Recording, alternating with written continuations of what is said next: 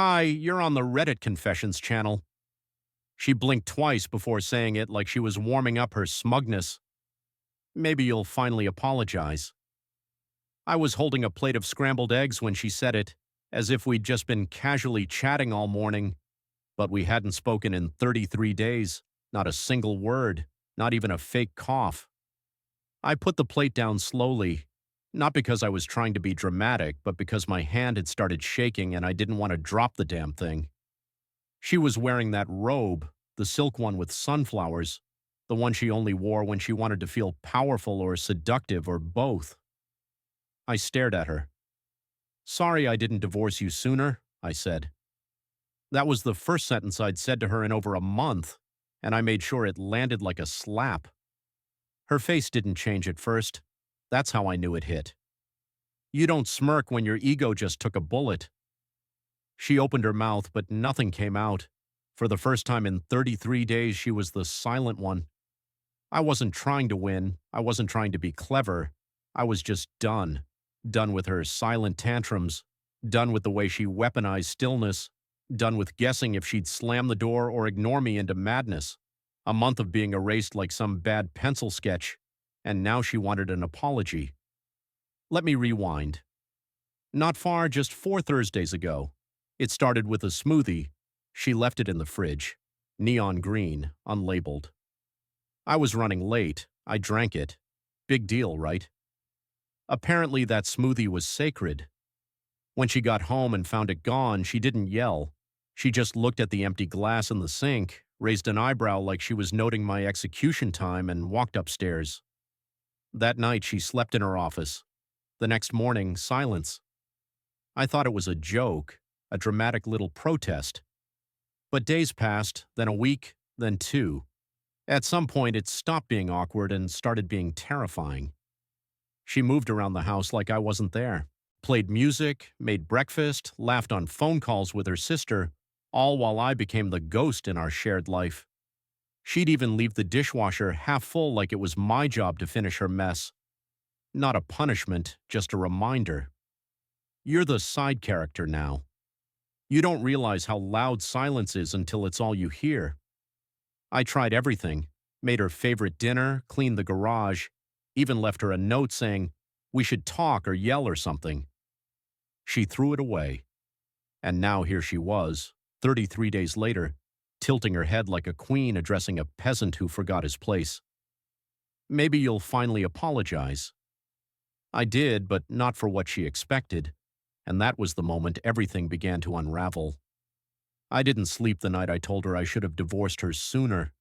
Not because I felt bad, not because I regretted it, but because I knew she wasn't done. Dana was never the kind of person to lose control of a conversation without trying to take it back. And I'd finally wrestled it from her after 33 days of emotional starvation.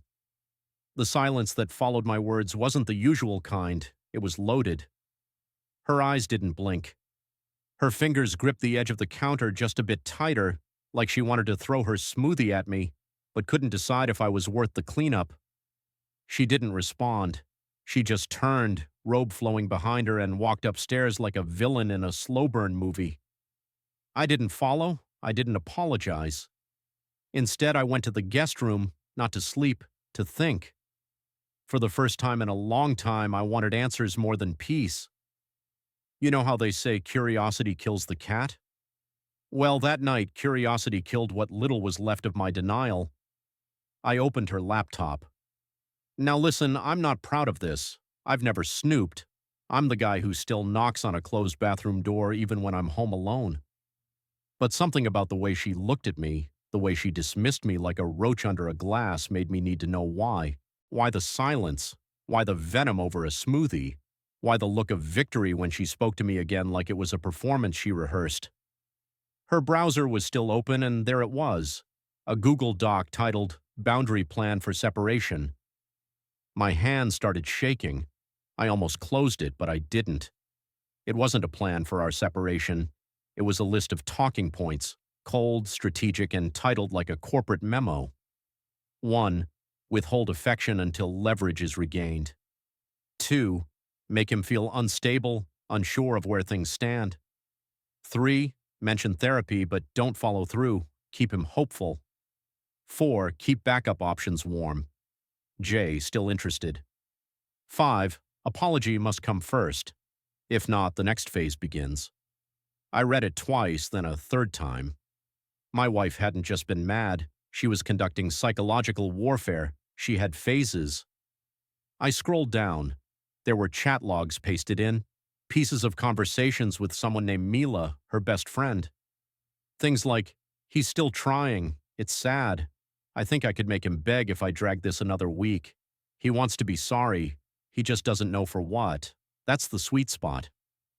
I felt sick. I wasn't in a marriage. I was in a controlled experiment. And the worst part, I was sorry. For weeks I thought I had done something wrong. I blamed myself. I second-guessed every word I said. I walked on eggshells thinking I was keeping the peace, when in reality I was a lab rat in her personal game of emotional chess. I closed the laptop, sat back, and laughed. It wasn't a happy laugh, more like the kind that escapes your throat when reality finally breaks the spell you've been under. The kind of laugh you let out when you realize the person who sleeps beside you has been planning your psychological demise with bullet points and footnotes. So yeah, the next morning when she walked into the kitchen with that smug tone and said, "Maybe you'll finally apologize," I gave her one, and it was the last thing she expected. I wasn't planning to confront her that morning. I didn't have a speech rehearsed or some clever strategy, but after finding that Google Doc, the cold manipulative separation boundary list, something in me cracked, not exploded, cracked, like a slow, deep fracture spreading through the foundation of everything I thought we'd built. I'd been tiptoeing around Dana's moods for years. I thought I was being supportive, patient, steady. Turns out I was just easy to control. So, when I walked into the kitchen the next day and saw her standing there in her little robe, pouring that kale smoothie like nothing happened, I didn't hesitate. I slid her laptop across the counter. Her eyes didn't even flicker. She just looked up slowly as if I'd placed a napkin in front of her. "What's this?" she asked, her voice light. "Open it." She didn't move. I opened it for her. The doc was already queued up. The silence stretched as she scanned it. For the first 10 seconds, her face stayed frozen. But then I caught it. The tiny twitch in her eyebrow, the flicker of her throat as she swallowed. She knew what she was looking at. "You went through my computer," she said finally. That's what she focused on. Not the content, not the lists, not the way she described me as emotionally clumsy or said she needed at least 1 month of leverage before letting him feel safe again. No, she was mad I'd looked. I didn't yell. I didn't insult her. I just said, "You planned this. You planned to ignore me until I broke. You weren't hurt. You were rehearsing." She closed the laptop calmly and pushed it back toward me like it was an unwanted menu. "Everyone writes things when they're angry. You're acting dramatic." That word, dramatic, as if I was overreacting to being psychologically starved for over a month like some kind of emotional science experiment. "You called me sad," I said to Mila. "You said I looked like I was shrinking, that I'd beg soon, that it was the sweet spot." She blinked hard then, just once, and stepped back. The air shifted. She wasn't prepared for me to read the whole thing. I saw it on her face. She thought maybe I skimmed it. She hadn't realized I'd seen the full page. Every chat, every bullet point, every tactic she mapped out like I was an opponent in a chess game. Then she switched tones fast, the way you flip a light switch when you smell smoke. "Look, I didn't mean most of it. It was just frustration. I was venting. You always play the victim, Levi. You make things heavier than they are." I just nodded slowly because in that moment, everything I needed to know had already happened. She didn't deny it. She didn't apologize. She didn't care. And that's when I realized I was never going to win an apology because in her world she'd done nothing wrong. I was the one needing correction, reprogramming. I wasn't her husband. I was her unfinished project. So I reached into the drawer, pulled out the folder she didn't know I'd put together, and placed it on the table. Inside were divorce papers. She didn't touch them, but she stopped smiling. When I placed the divorce papers on the table, I expected anything. A scream, a dramatic breakdown, maybe denial. but what I got was something I never saw coming. She didn't cry. She negotiated. Dana stared at the folder like it was a receipt for a sweater she didn't remember buying. No fear, no heartbreak, just cold calculation. "This is impulsive," she finally said. Not wrong, not unfair, just impulsive. Like I'd made a rash decision because I got the wrong sandwich at a restaurant. She didn't even open the folder. "You're emotional right now. You should sit with this." "I already did," I replied, "for 33 days. She walked to the sink, calmly rinsed out her smoothie glass, and leaned on the counter like we were discussing refinancing a loan. "We can fix this, Levi, but not like this. You always escalate things the moment they get uncomfortable." I almost laughed. Me escalating. I'd spent a month getting emotionally starved, wondering if I was even visible in my own house, and she still wanted to paint me as the overreactor. This wasn't discomfort. I said it was punishment. "I read what you wrote. You enjoyed it." That was the first time her face twitched. Not guilt, not regret, just mild surprise that I was still sticking to my version of reality instead of folding into hers. She finally opened the folder and glanced at the papers like she was scanning a grocery list. "You didn't file yet?" she said flatly. "This is just a draft." I stepped closer, but not in anger. "In finality, I met with the attorney 2 days ago. If you want to contest anything, that's your call. But it's moving forward." Dana's head tilted slightly like she was reevaluating me as an opponent. "So you're really doing this? Over a silence I didn't even think would bother you this much?" That line hit me like a slow slap. She knew. She knew how distant we'd become, how cruel her behavior was, and still framed it like a mild inconvenience I should have brushed off. Her emotional manipulation wasn't even hidden anymore. It was overt, deliberate, proud. I nodded slowly. "You're right. You didn't think it would bother me, and that's exactly why I'm leaving." Something behind her eyes flickered. Not panic, not sorrow, but frustration. Dana didn't fear losing me. She feared losing control over the narrative. If I left like this, she couldn't spin it. She couldn't say I was unstable or unfaithful or erratic. I was calm, measured. She hated that. "You're not going to find better, Levi," she said, voice low and sharp. "You're too sensitive. No one else is going to tolerate that." And there it was, her final move. Not begging, not seduction, just a cold reminder that I was disposable and that she believed I should be grateful anyone even bothered with me. I took a breath, grabbed the folder, and said, "Then I'll finally stop being tolerated." As I headed toward the door, she called after me, "You'll be back. You don't have the guts to be alone." But when I closed the door behind me, I realized something. I already had been for a long, long time. 3 days after I left the house, she showed up at my work parking lot. I was eating a microwave burrito in my car with the windows cracked and a podcast barely playing through my phone speaker when I saw her reflection in the mirror. That sunflower robe was gone, replaced by a gray coat I bought her for Christmas 2 years ago. The one she never wore because she said it made her feel ordinary. Suddenly, ordinary was useful. She didn't knock on the window. She just stood there, arms folded, eyes locked on mine like she expected me to unroll the glass and invite her back into my world. I did eventually, not because I missed her, but because I needed to hear what version of reality she was now selling. "You made your point," she said before even stepping fully into the car's shadow. "So now what?" That line, not "I'm sorry," not "let's talk," just "so now what?" Like I'd thrown a tantrum and this was her checking in to see if I'd finished sulking. I looked at her, really looked, for the first time in a long time. She wasn't sad, she wasn't scared, she was amused. That half smile had returned. The one she wore when she thought she was smarter than everyone in the room. I filed. I said, "You should have gotten the email by now." She didn't blink. "So, you're serious?" "I was serious when I was begging for a conversation. You just didn't care until you lost the audience." She rolled her eyes and exhaled sharply. "Levi, you're blowing this up because you didn't understand how boundaries work. I wasn't ignoring you. I was resetting expectations. No, I replied. You were seeing how long it would take to break me. You were testing how far you could stretch the silence before I snapped. I didn't. You did. That smile faltered for a second before returning colder, and then she dropped it. The real reason she came. So, are you going to move the money back into the joint account, or should I start calling lawyers? There it was. Not love, not reconciliation, leverage. I transferred most of our shared savings into a separate account after I filed. Legally mine, I was the sole earner, and I had the receipts.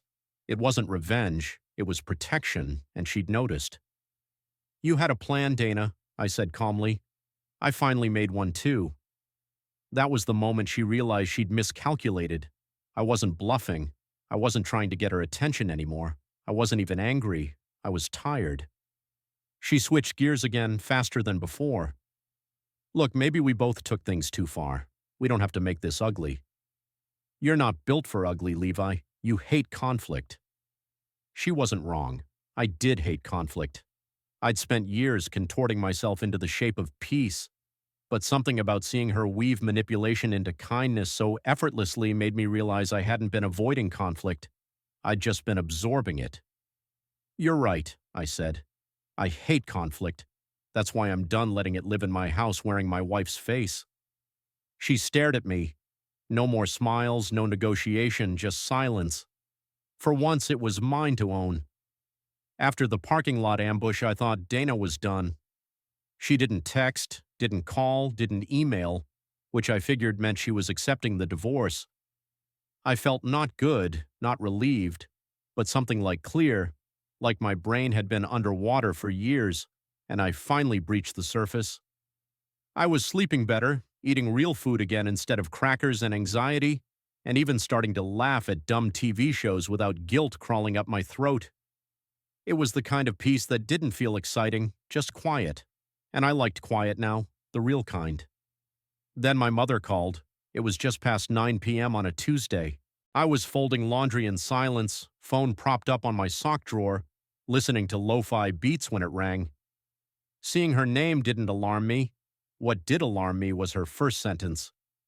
Levi, I just got off the phone with Dana. I froze fully, arms mid-fold. Socks crumpled in my hand like static had glued them together.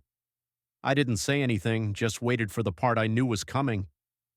She said you've been spiraling, that you're pushing her away, that she's afraid for your mental health. It was the way my mom said it gently, carefully, like she was trying not to break something that was already cracked. My throat tightened. I sat on the edge of the bed. She told you what? I finally asked. She said you weren't sleeping, that you were making rash financial decisions, that she's trying to protect you, but you're lashing out. She said she found notes. Levi, is any of that true? I almost laughed. Notes? I've been journaling, sure, but not the way Dana was spinning it. I hadn't realized how far she was willing to go to stay the victim until I heard my own mother tiptoeing around the idea that I might be unstable. She was building a case, not in court, in people's minds. She knew I didn't have some dramatic story to tell, just months of slow emotional neglect. That doesn't land well in gossip circles, so she made hers better, tighter, more sensational. Mom, I said slowly, she's trying to get ahead of this. She knows what I found. She knows what she wrote. And now she's trying to paint me as the bad guy before I can even explain what happened. There was a pause long enough that I wondered if my mom was now choosing which side of the battlefield she wanted to stand on. I didn't know it was this bad, she finally said, but she seemed very composed. Exactly, I replied. Too composed. Dana hadn't just manipulated me. She'd started circling the people closest to me like a wolf stalking the herd. Not to attack them, but to warn them. Warn them about the wounded animal I was becoming. Not so they'd run, but so they'd stay away from me. That night, I opened my old texts with Dana. I scrolled through messages from months ago. There were hints, little jabs, lines like, "You always take things too personally," or, "Your memory's fuzzy again." Huh? Things I'd brushed off. But now they looked like bricks in a foundation she'd been laying for a long time. She wasn't trying to win me back. She was trying to make sure when she lost me, she still won the story. By the end of the week, I had told everyone close to me what really happened, not the filtered, softened version. I laid it out: the silent treatment, the manipulation plan, the fake concern about my mental health. My friends were furious on my behalf.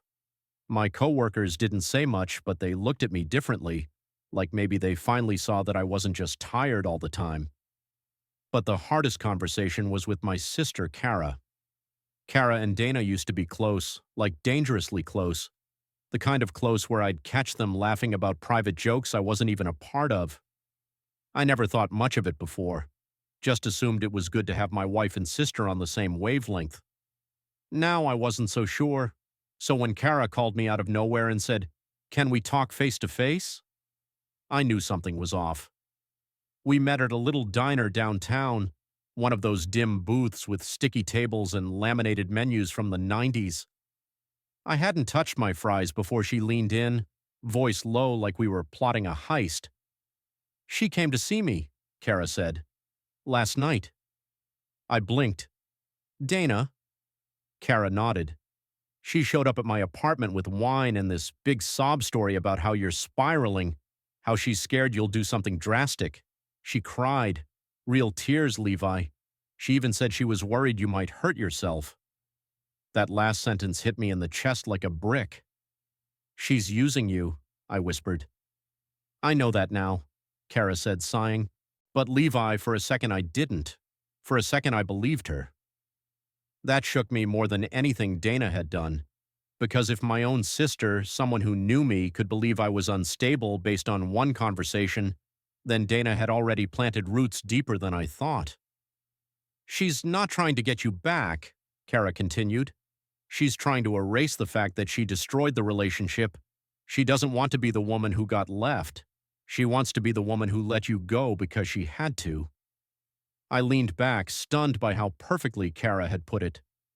That was exactly it. Dana didn't care about the truth. She cared about the version people would remember.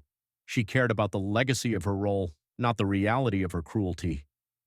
"She asked me to talk to you," Kara added. "To convince you to come home, said maybe if I explained it from her side, you'd calm down." I looked out the diner window, then back at my sister. "Are you here to do that?" "No," she said. "I'm here to say I'm sorry I ever took her side in anything, and if you need me in court, I'll show them the texts she sent me. All of them." I wasn't expecting that. Not from Kara. And for the first time in weeks, I felt like I wasn't crazy, like I wasn't alone in this maze of half-truths and twisted narratives. When I got back to the apartment I'd been staying in, there was a voicemail waiting for me. It was Dana. Her voice was calm. Too calm. "You're making a mess, Levi. You're dragging people into things they don't understand. I tried to do this quietly, but you clearly want an audience. Just remember, once things go public, you don't get to control what they believe." She still thought she had control. She still thought this was a game. But now I had people who saw the board clearly. It was exactly 1 month to the day since Dana spoke those words. "Maybe you'll finally apologize." When I got the letter, a real one, handwritten on actual paper, no envelope, just folded in half and pushed under the door of the apartment I was renting. She must have driven by late at night because the security camera didn't even catch it. It was short, just a few lines, no signature, but the handwriting was hers. "You were right. I went too far. I confused control for care. I thought silence would make you chase me. I didn't expect you to walk away and never look back." I read it twice, then I smiled. Not because I forgave her, not because I missed her, but because that was the first time she acknowledged the truth. Not the version she built for others, not the half-sweet lie she sold to my sister or my mom, just the truth written quietly, delivered in defeat. But I didn't reply. I didn't need to. You see, somewhere along the way, the pain stopped being about her. It stopped being about proving she was wrong or trying to make her feel what I felt. I wasn't chasing closure anymore. I was the closure. That weekend, I packed the last of my things. My lawyer confirmed the divorce would be finalized by the end of the month. No contest. Dana didn't fight it. Probably couldn't. Not with what we had on record. She had finally run out of moves. And me? I started walking in the mornings again. Real walks, no podcasts, no overthinking, no analysis, just breath and pavement and sun. I called old friends. I said yes to an invite I would have normally dodged. I signed up for a cooking class even though I still burned toast half the time. It wasn't some overnight transformation, but it was real. My quiet, but not the kind of silence that hurts, the kind that heals.